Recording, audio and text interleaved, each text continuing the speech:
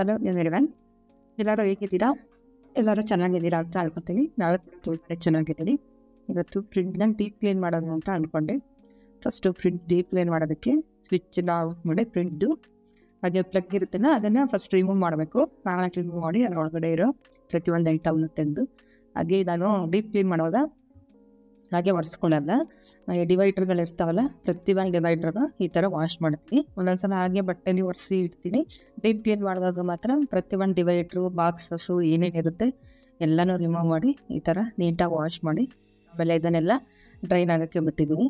ಇದೆಲ್ಲ ನೀಟಾಗಿ ಡ್ರೈನ್ ಆದಮೇಲೆ ಒರೆಸ್ಬಿಟ್ಟು ಆಮೇಲೆ ಏನೇನು ಐಟಮ್ ಬೇಕು ಅದನ್ನು ಇಟ್ಕೋಬೇಕು. ಯಾಕೆಂದರೆ ನಾವು ಪ್ರತಿಯೊಂದನ್ನು ಈಗ ಸಾಸ್ ಆಗಲಿ ಆ ಥರದ್ದೆಲ್ಲ ಇಟ್ಟಿರ್ತೀವಲ್ಲ, ಅದು ಲೀಕ್ ಆಗೇ ಇರುತ್ತೆ. ಒಂದೊಂದ್ಸಲ ಹಾಲು ಮೊಸರು ಅಷ್ಟೇ ಪ್ಯಾಕೆಟು ಏನಾದ್ರು ಓಪನ್ ಆಗಿದ್ದು ಹೊಡ್ಕೊಂಡ್ರೆ ಫ್ರಿಡ್ಜ್ ಒಂದೊಂದ್ಸಲ ಬ್ಯಾಡ್ ಸ್ಮೆಲ್ ಬರುತ್ತೆ.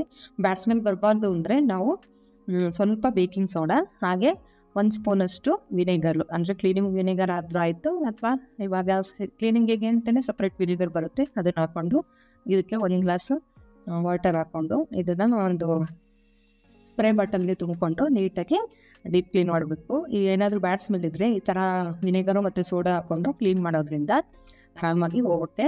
ನಮ್ಮ ಫ್ರಿಡ್ಜ್ ಏನು ಅಷ್ಟೊಂದು ಗಲೀಜಾಗಿರಲಿಲ್ಲ, ಆದರೂ ನಾನು ವರ್ಷದಲ್ಲಿ 1-2-3 ಸಲ ಈ ಥರ ಡೀಪ್ ಕ್ಲೀನ್ ಮಾಡ್ಕೋತೀನಿ. ಇದನ್ನು ಸ್ಪ್ರೇ ಮಾಡಿಕೊಂಡು ನೀಟಾಗಿ ಒಂದು ಕಾಟನ್ ಬಟ್ಟೆ ತೊಗೊಂಡು ಒರೆಸಿ ಆಮೇಲೆ ಪ್ರತಿಯೊಂದು ಡಿವೈಡ್ರ್ಗಳನ್ನೂ ಕ್ಲೀನ್ ಮಾಡಿ ಇಟ್ಟಿದ್ದೆಲ್ಲ ಅದನ್ನೆಲ್ಲ ಹಾಕ್ಬಿಟ್ಟು ಆಮೇಲೆ ವೆಜಿಟೇಬಲ್ಸ್ ಅಷ್ಟೇ ಈ ಬಾಕ್ಸಸ್ ಎಲ್ಲ ತೊಳೆದು ಇಟ್ಟಿದ್ದೆ.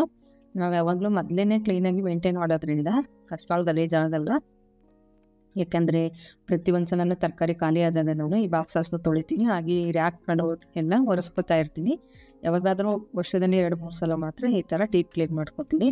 ಹಾಗೆ ಎಲ್ಲ ಜೋಡಿಸ್ಕೊಂಡು ನೀಟಾಗಿ ಅರೇಂಜ್ ಮಾಡಿಕೊಂಡೆ. ಹಾಗೆ ನಾವು ಫ್ರಿಡ್ಜು ಏನು ಬ್ಯಾಡ್ ಸ್ಮೆಲ್ ಬರಬಾರ್ದು ಅಂದರೆ ನಾವು ಯೂಸ್ ಮಾಡಿರ್ತೀವಲ್ಲ ನಿಂಬೆಹಣ್ಣು ಹೋಳುಗಳು, ಅದನ್ನು ಯೂಸ್ ಮಾಡಿ ಆದಮೇಲೆ ನಾವು ಪ್ರತಿದಿನ ಯೂಸ್ ಮಾಡಿರ್ತೇವಲ್ಲ, ಚಿತ್ರಾನ್ನಕ್ಕೆ ಆಗಲಿ ಅಥವಾ ಕುಡಿಯೋಕ್ಕೆ ಆಗಲಿ, ಆ ಹೋಳುಗಳನ್ನ ಹಾಗೆ ಒಂದು ಬೌಲಲ್ಲಿ ಇಟ್ಟರೆ ಏನು ಬ್ಯಾಡ್ ಸ್ಮೆಲ್ ಬರೋಲ್ಲ. ಅದಕ್ಕೋಸ್ಕರ ನಾನು ಈ ರೀತಿ ಮಾಡ್ತೀನಿ. ನನ್ನ ವಿಡಿಯೋ ನಿಮಗೆ ಇಷ್ಟ ಆಗಿದ್ರೆ ನನ್ನ ಚಾನಲ್ನ ಲೈಕ್ ಮಾಡಿ ಮತ್ತು ಸಬ್ಸ್ಕ್ರೈಬ್ ಮಾಡ್ಕೊಂಡು ನೋಡಿ. Thank you so much. See you the next vlog.